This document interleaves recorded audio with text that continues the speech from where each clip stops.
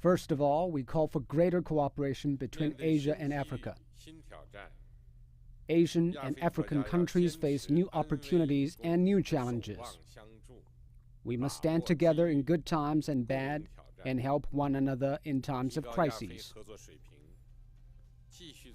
We must seize opportunities and face challenges together, taking our cooperation to a higher level so that we will always stay good friends, good partners, and good brothers. 60 years after the first Bandung conference, the world is a different place.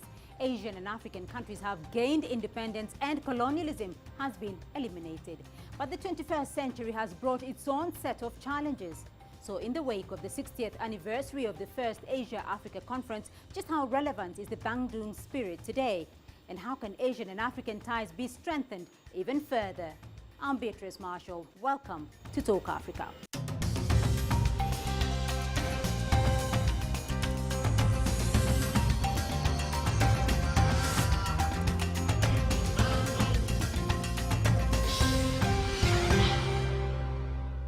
Now, the first Asian-African conference was convened in Bandung, Indonesia on April 18, 1955. Representatives of 29 countries, 6 of them African, gathered at the historic event to discuss independence, peace and economic prosperity within the backdrop of colonialism, economic marginalization and heightened Cold War tension between the United States and the former Soviet Union. Now, leaders at the conference envisioned a world order of independence, peace, justice and common prosperity. In the last 6 decades, though, the basic principles set forth during the first Asian-African conference have been embraced by more and more countries, and the Bandung spirit still holds great significance in guiding relations between nations, settling international disputes, and maintaining world peace. Convened under the theme Strengthening South-South Cooperation to Promote World Peace and Prosperity, this year's summit also served to commemorate the 10th anniversary of the new Asian-African Strategic Partnership and the 60th anniversary of the Asian-African Conference. And China played a key role in the summit. In his address at the conference, Chinese President Xi Jinping put forth a 3-point proposal on carrying forward the Bandung spirit of solidarity, friendship and cooperation by boosting Asia-Africa cooperation, expanding South-South cooperation and promoting South-North cooperation. Now, before we get a sense of what's been happening on the ground in Indonesia, first we'll find out more about the Bandung spirit in terms of Asia-Africa relations.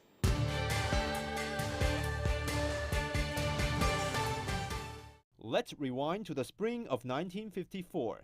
The Indonesian government proposed an Asian-African conference. Then, a few months later, 5 Asian countries agreed on the proposal and decided to involve more countries. When the conference was officially launched in Bandung, Indonesia in 1955, there were 29 countries attending the summit from both Asia and Africa. During the one-week meeting, those countries reached consensus on the mutual interest and common issues. A final communique, known as the 10 Principles, was also adopted by the 29 countries, covering issues like economic cooperation, cultural cooperation, human rights, and self-determination. Although the second Asian-African conference wasn't held until half a century later in 2005, the huge time gap did not weaken the cooperation among Asian and African countries. By contrast, after the 50-year development, countries in the 2 continents saw more potential to work together. That was backed by an expanded group of attendees. Leaders and representatives from over 100 Asian and African countries and regions joined the 2005 Asian-African Summit. By the end of the 3-day meeting, they reached an agreement on building a new Asian-African Strategic Partnership, or NASP. The declaration said that the NASP shall emphasize the need to promote practical cooperation between the 2 continents in areas such as trade, industry, investment, finance, tourism, information and communication technology, energy, health, transportation, agriculture, water resources, and fisheries. That was a detailed blueprint for the future economic cooperation between the 2 continents. 2015 marks the 60th anniversary of the Bandung Conference. In China, a circle of 60 years often means a full circle or a new beginning. As Chinese Premier Li Keqiang said recently, Asia and Africa share a brilliant future together, and the two major powers are pushing forward global economic growth. The total economic value in the two continents reached about 29 trillion US dollars last year, accounting for nearly 38% of the world's total. In the short run, a Bloomberg survey shows that emerging markets in Asia and Africa will lead global economic growth in the next 2 years. And now to get a sense of what it's like on the ground at the conference in Indonesia, I'm joined by CCTV's correspondent Andy Saputra. Andy, thank you. This is a very important conference, though, for Asia and Africa. What is being agreed upon there? That's right. After the events in Jakarta, the two-day meeting in Jakarta for the leaders and the representative, 77 representatives and 32 leaders have agreed in signing 3 important documents, which is the outcome for the 60th commemoration of the Asian African Conference. And those documents are a Bandung vision document. It's a visionary document. This is to update the visions of their forefathers. That's what happened here in 1955, and they want to update that so it's relevant in 2015. The second one, they will update and renew the new Asia-Africa strategic partnership. This is to increase activities between the two regions, because Asia and Africa are the two fastest growing regions economically, but their trade has not always been that great, and this is what this conference aims to ramp up. There are a lot of side events aimed for this, like the Asian African Business Summit, where it's sort of like a business matchmaking, bringing together businesses from both continents to see the opportunities and hopefully open up more trade and spur more trade between Asia and Africa. And in this area, China has been in many ways leading the way because China has the biggest trade with Africa. China has around $200 billion US of trade with African nations just last year, and this is what the African nations and Asia aspire to emulate in their future cooperations. The third document is the declaration on the Palestine issue. Palestine is the only original member of the 1955 Asia-African Conference that has not gained its full independence. So these are the 3 documents that came out from the commemoration. Well, that was CCTV's Andy Saputra joining us there from Bandung. And now to broaden this discussion a little bit, I'm joined from Beijing by a senior research fellow at the Institute of West African and Asian Studies, Professor Hong Weng-Ping. She's joining me from Beijing. And also here with me in studio is Ambassador Julia Sunkuli. He's Kenya's former ambassador to China. To you both, thank you. Ambassador Sunkuli, I'll start off with you. It's the 60th anniversary of the 1955 Asia-Africa Conference. At that time, it was about peace, about getting Africa out of colonialism. For Africa, what is it about today? Well, thank you very much. A lot of time has passed since 1955. In fact, in the conference of 1955, Kenya was not represented because it was not yet a country recognized by the United Nations. And though in those days, the twin problems of, first of all, independence and the threat of neocolonialism, as well as the dangers of poverty, were main on the agenda.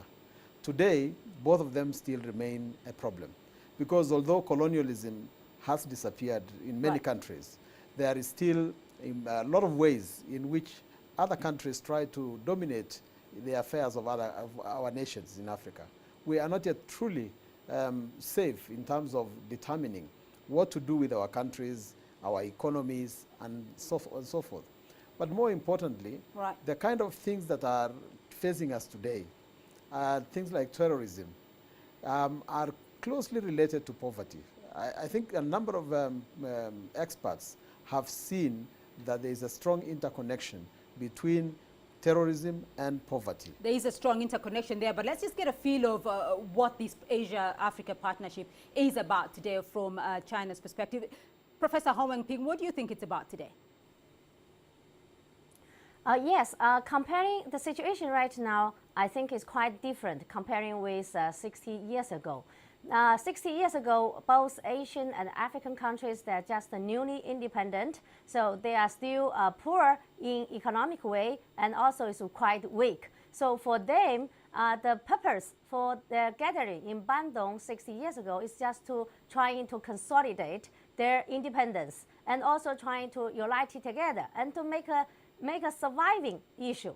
So I think that's the purpose. And 60 years later, right now we can see Asian African countries, they're becoming so stronger than before. And they are, even China becoming the #2 biggest economy.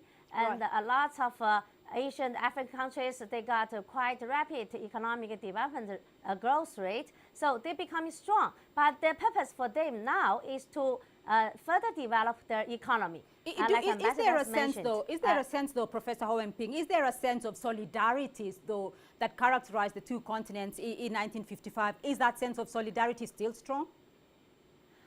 Yes, the solidarity I think is still strong, even though there are some disputes. But all those matters, I think they will not cause those fundamental obstacle for this unification, for this solidarity, because we have fundamental common interests. All right, Ambassador Sunkuli, do you think that solidarity, though, from your perspective between Africa and Asia, that is still strong? I think it is now growing even stronger. In those days, Asian countries were not actually strong economies. Today, led by Japan, well, China and then Japan now, and many other countries, Singapore and so on, India, are countries which are very strong. And I think Africa has strong diplomatic and ties with them and strong economic ties with them. I think this conference will have to address a lot of issues on trade and even a little more on how they can help each other in terms of security and the new emerging problems of terrorism. All right. Professor Ho Wen-ping, your expectations, though, both in the short term and the long term of African and Asian ties post-Bandung?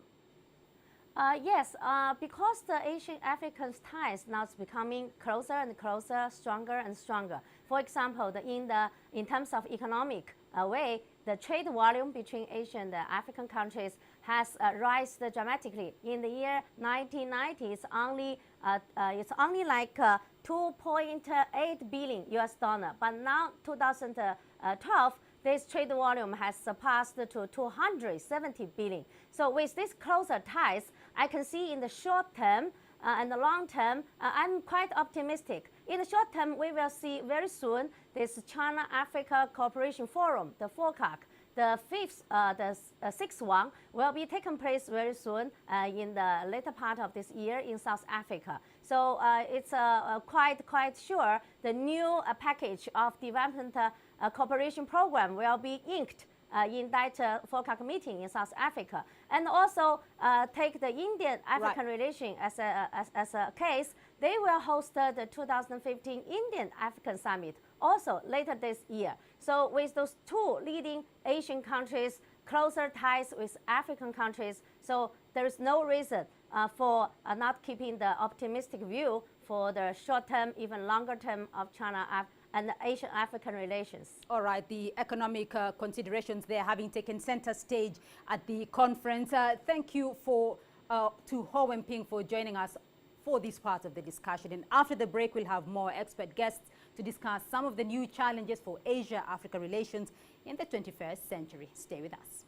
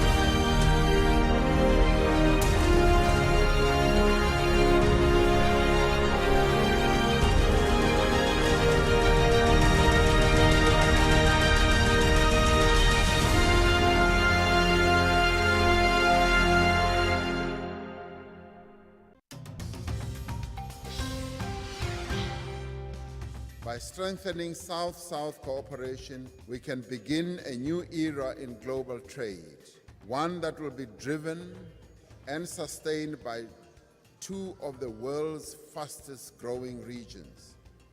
Initiatives of this nature enable us to deepen our dealings at trade level as well as at business level. They enable us to identify and pursue untapped opportunities for intercontinental commerce. Well, that was South African Deputy President Cyril Ramaphosa at the opening ceremony of the Asian African Business Summit in Indonesia on the second day of the Asian African Summit. Welcome back to Talk Africa. Now, we're going to continue our discussion here in Nairobi. Well, joining me now from Johannesburg is Professor William Gumede. He's an associate professor at the University of the Witwatersrand. He's joining us there from Johannesburg. Also with me in studio, Ambassador Julius Sunkuli is still with us. A new era of trade. Cyril Ramaphosa has said that that partnership now moving from the political to the economic. I think that's where it should always have been. Because in 1955, Prime Minister Nehru, did in fact identify this issue, that in order for the South to cooperate with the South, for the Third World to cooperate in itself, trade is a very important aspect of it. And where the control of the business has now been taken over by China, it is very clear that China at least, and India as representatives of these Asian big wigs, you would call them, have set up mechanisms for ensuring that this does continue. President Xi Jinping has just come up with the Silk Road initiative, which apart from uniting the countries where the former Silk Road passed, has also extended into a maritime Silk Road, which creates an economic association direct from Asia to Africa. All right, Professor Gumede, though, what is it that Africa has been seeking out of the Bandung conference 60 years later, though?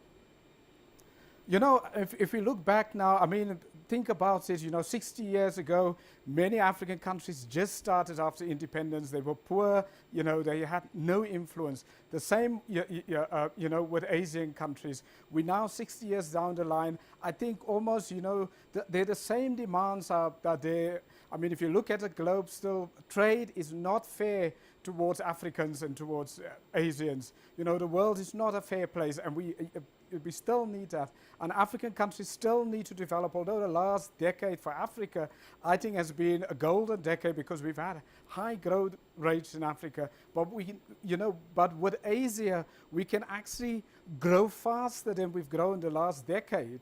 But also, secondly, for Africans and for Asians, if you want to grow faster, we need also fair global trade and politics. That is what Africa has been talking about, fair trade. Yes, well, the spirit of Bandung is equality, a sense of equality, because the amount of trade coming between China alone and Africa, with Asia and Africa, is I think 1%, which is equal to the amount of trade with Brazil alone. Kenya and other African countries still cry and say that they import a lot from China, they import a lot from Asia, but they do not get the market for their goods in Asia. This is one of the issues that ought to have been addressed if it was not addressed in the Bandung conference. Because today, our biggest challenge, as I keep on narrating, is poverty. And this poverty could be eradicated if our goods could find their way, our goods as finished goods, not as raw materials, could find their way into Asian markets. But Africa, though, doesn't it have any leverage at this point? Because with the East and the West, Africa does have, a sort of different scenario now than it was 60 years ago. Actually, Africa has one strength, even compared to Asia. Africa is one solid, big continent. Its vision is more or less clear. Asia has managed to come out of its situation, although it is a sparse territory with ranging from Kazakhstan to the Middle East to the endangered islands in the Pacific. Yet the economic strength of those countries is stronger than Africa. I think we as Africa need to think more how we can copy the spirit of the Asian countries. All right, Professor Gumede. Yes, I mean, I think it's important for African countries to diversify their trade. So I think that Africa-ASEAN coming together is very important for African countries because there are now the opportunities to trade with as many other ASEAN and other kinds of countries in the world. That is very important because if you look at the last 60 years of African development, many African countries have made the mistake of only trading with one country and then they become dependent on one country, often the former colonial power and so on. I think we've got, for the next decade, we've got an opportunity to diversify our trade, to try to trade with as many other countries in the world, and particularly Asia, and we're close. We have the possibility, but as I say, we have to be more proactive. We must not have a dependent attitude, and we must assert ourselves because we've got what the resources to develop, so we don't need to step back. All right, Professor William Gumede joining us there from Johannesburg. He's an associate professor at the University of Witwatersrand. Thank you very much for being here on Talk Africa. Now, when it comes to South-South cooperation, a firm supporter of this has been the African Union. They have recently undertaken a memorandum of understanding with China to speed up infrastructural development and industrialization on the African continent. Let's listen to what the African Union Commission Chief Nkosazana Dlamini Zuma had to say on that matter.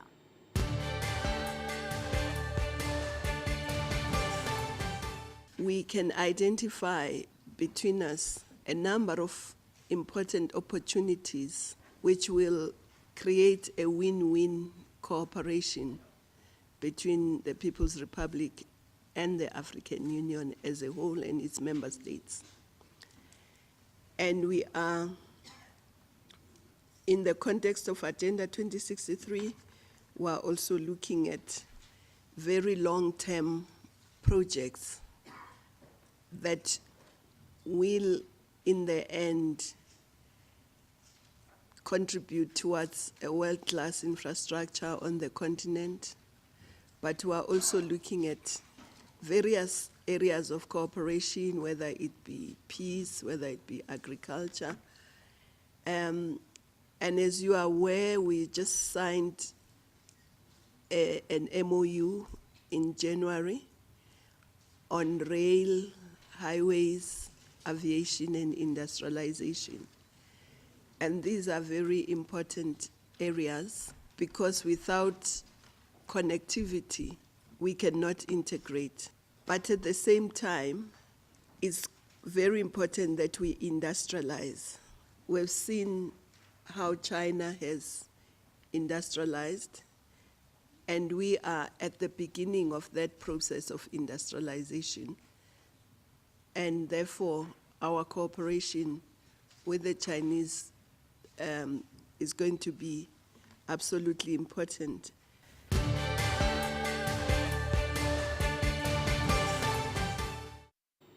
Right, let's continue with that discussion now. Ambassador Julius Nkuli is still with me here in studio, and joining us from London, Ho Henbo. He's a research officer at the International Economic Development Group. He's joining us there from London. Ambassador, Africa went to the Asia-Africa conference here with some expectations. What were those expectations? Well, I look at it myself differently because the present conference is a commemoration, the 60th commemoration of a conference that took place and gave birth to the non-aligned movement, which is basically a kind of Commonwealth of the South-South. And what we expect mainly is a reaffirmment of the dreams that were ahead and still are valid today at that time. And this is the question, the urge for Africans to be on an equal footing with other nations, especially Asian countries in this particular regard, as far as economics is concerned. So I expect that policies will be made that will be able to bring together strong economic ties between us, Africans, and Asians. All right. Ho Henbo in London, a reaffirmment, Africa seeking reaffirmment of that solidarity of 60 years ago. Was that a realistic expectation, though, going into the conference? I think the expectation is going to be high among African countries, and I think so far the message out of the conference has been very, very important. There are two key messages coming out of President Xi Jinping so far, and one is common destiny, and the other one is to invite all developing countries, including African ones, to share the prosperity generated by China's development. I think 50 years on, as China has evolved and become more prosperous, it has not forgotten about its African and Asian brothers. It wants other countries to share its development progress. I think that's a very key issue coming out of the conference so far. All right, Ho Hen Bo, though, President Xi asking for African countries to share that common that prosperity that China has achieved, though. But how can Asian countries, though, in general, though, formulate their economic policies to suit the needs of African countries today, not the needs of African countries 60 years ago?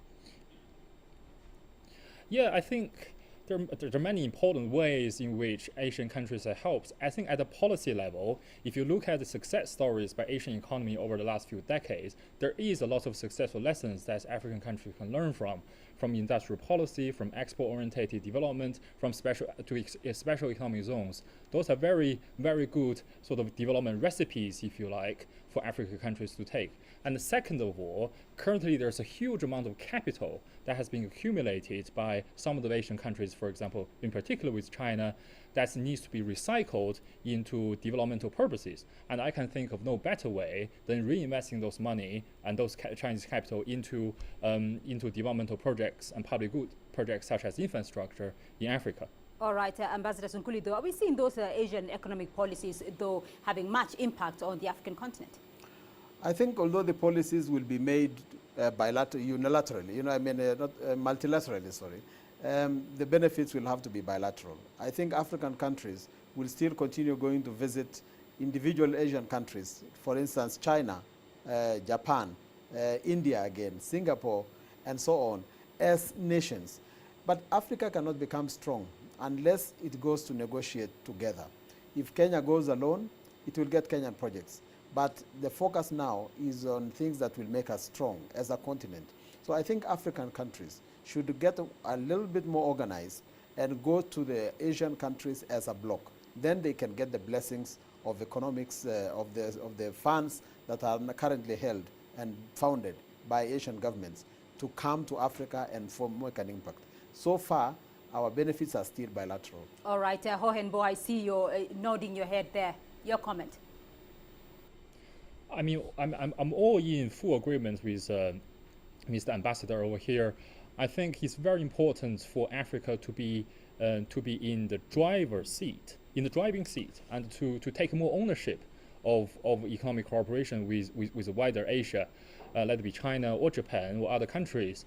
I think previously with international donors, a lot has been done in sort of institutional social protection or private sector developments that has done little consultation with African hosts, shall we say. I think in future projects, I'm all very much in favor of putting Africa back into the driving seat and let Africa take more ownership of those international development projects. All right, Ho Hen Bo joining us there from London. He's a research officer at the International Economic Development Group. Thank you for your sentiments. And Ambassador Julia Sunkuli, Kenya's former ambassador to China in studio here with me. I thank you for being on the program. Thank you all. Please to join us next week again on Talk Africa. I'm Beatrice Marshall. Goodbye.